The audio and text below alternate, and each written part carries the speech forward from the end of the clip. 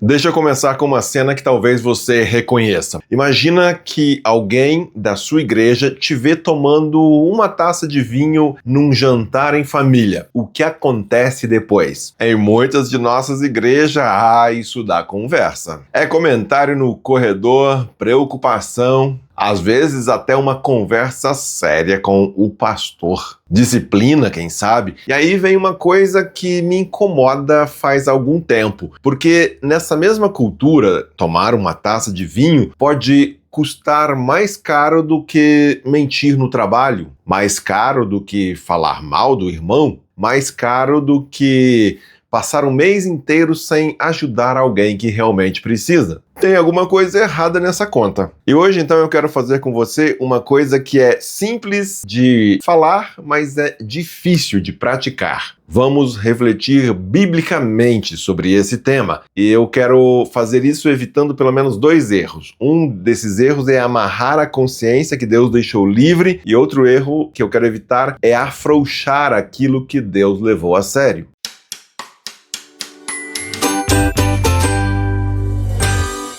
Olá, eu sou o Rodomar Ricardo Hamloff e você está no canal Teologia Missional. Eu já quero aqui deixar muito claro desde o início, este vídeo não é uma campanha a favor de beber e também não é nenhuma crítica contra aquela pessoa que escolheu não beber. É sobre uma coisa muito maior do que o copo. É sobre liberdade de consciência e também sobre a maturidade de saber usar essa liberdade. Vamos direto ao texto. O vinho, por exemplo, aparece o tempo todo na Bíblia e, na maior parte das vezes, aparece como uma coisa boa. O Salmo 104 diz que Deus deu o vinho para alegrar o coração do ser humano. O salmista ali está louvando a Deus e celebrando a sua criação. Repara bem na palavra. Alegrar. Não é uma concessão envergonhada do tipo, pode, mas na verdade não deveria. Ali o vinho é apresentado como presente. Nos casamentos tinha vinho, na Páscoa judaica tinha vinho. E Jesus, numa festa de casamento em Caná, transformou água em vinho. Não era suco de uva. O encarregado da festa provou e disse que aquele era o melhor vinho que ele já tinha servido. Paulo ainda recomenda a Timóteo, o seu discípulo mais jovem, que tome um pouco de vinho por causa do estômago. E nós temos também a própria ceia do Senhor sendo instituída com o fruto da videira, o vinho da mesa de Páscoa. Então tem um fato que a gente precisa encarar com honestidade, mesmo que ele seja desconfortável para algumas tradições. A Bíblia não é um livro de abstinência total. Isso não é opinião liberal, não é modernidade, não é afrouxamento. Eu estou falando aquilo que está escrito ali no texto bíblico. Só que, veja bem, a mesma Bíblia que trata o vinho como presente traça uma linha bem clara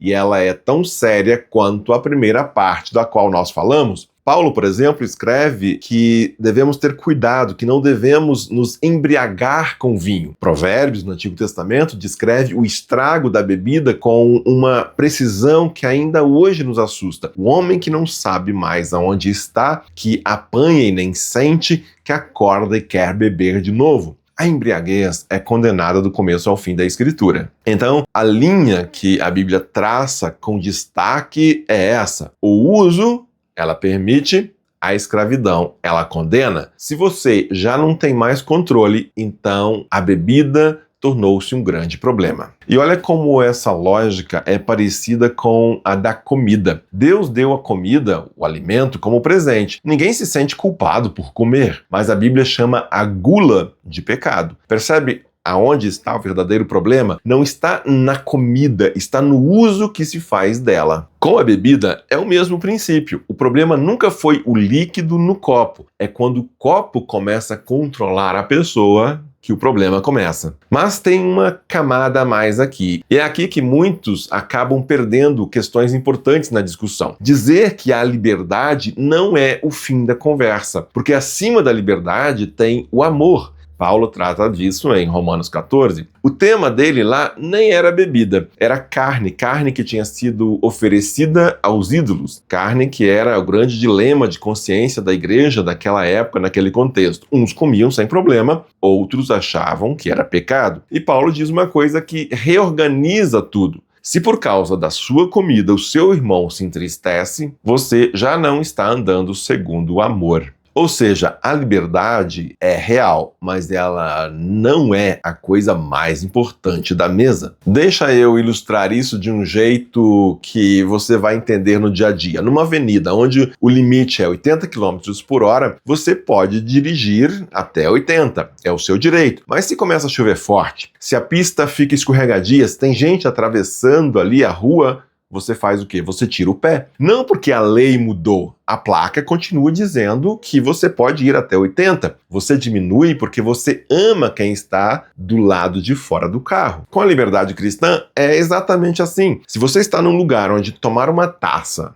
vai ferir, vai escandalizar, causar tropeço a um irmão que já sofreu com alcoolismo na própria pele ou na família dele, a liberdade cristã madura te diz uma coisa muito simples. Abre mão. Faça isso por amor. Não porque seja pecado, mas porque naquela hora o amor pesa mais do que o seu direito e a sua liberdade. E agora eu vou falar também, porque eu preciso falar dessa outra parte, porque senão o vídeo vai ficar pela metade. Assim como o exagero é um problema, o excesso de proibição também é, e aí você vai acabar no legalismo. Quando a gente acrescenta uma proibição que Deus mesmo nunca colocou e transforma isso num costume da nossa cultura, nosso jeito de ser igreja, numa regra que vale como se fosse o mandamento da Bíblia, a gente para de proteger as pessoas e passa a colocar peso sobre elas. Paulo, inclusive, fala disso em Colossenses 2. Não permitam que ninguém os julgue pelo que vocês comem ou bebem. E, claro, vamos com muito cuidado aqui, porque é fácil errar dos dois lados. Tem gente que não bebe por uma convicção sincera, porque já viu o álcool destruir uma casa de perto. Escolheu se abster como testemunho diante de Deus com o coração em paz. Isso não é legalismo, isso é convicção e merece todo o respeito. O problema é outro. O problema é quando a minha convicção pessoal vira a régua com que eu meço a fé dos outros. Quando eu olho para o irmão que pensa diferente e decido, ali no meu coração, que ele é menos santo do que eu. Aí não é mais convicção, aí já virou julgamento. E o julgamento faz um estrago espiritual bem grande.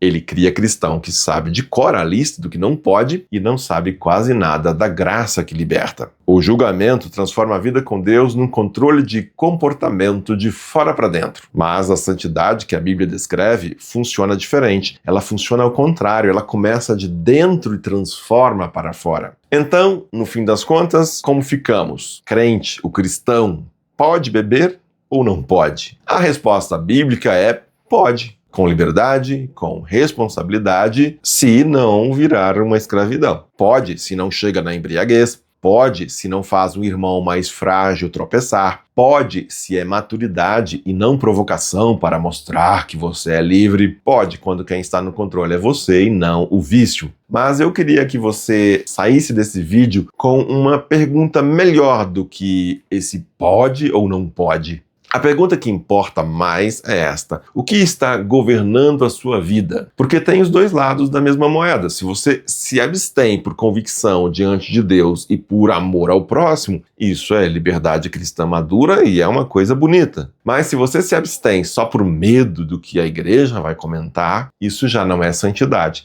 Isso é medo. E medo não é o mesmo que fé. E isso vale para o outro lado também. Se você bebe só para provar que é livre, para peitar os mais conservadores, isso também não é liberdade. É a sua liberdade virando bandeira, assumido como uma causa que, de novo, o aprisiona. Cristo libertou você dos dois medos: o medo do julgamento e a necessidade de provar alguma coisa. Viva como quem de fato foi libertado e deixe o outro viver também. Olha só, esse tema do copo é só um exemplo de uma pergunta bem maior, que é aquela que realmente interessa. Como é que a gente aplica a Bíblia com sabedoria? sem inventar a regra que Deus não inventou e também sem afrouxar o limite que ele traçou com clareza. Isso sim é maturidade cristã e é um exercício que nós devemos praticar a vida inteira. Eu quero te ouvir, e aqui não tem julgamento. Você cresceu numa igreja onde isso era tratado como pecado? Como você pensa sobre o assunto hoje? Me conta nos comentários, vamos refletir juntos. E se esse vídeo te ajudou a pensar com mais clareza e mais paz, se inscreve no canal e compartilhe esse vídeo com alguém que precisa ouvir sem ser julgado. Que Deus abençoe você e seja você uma bênção.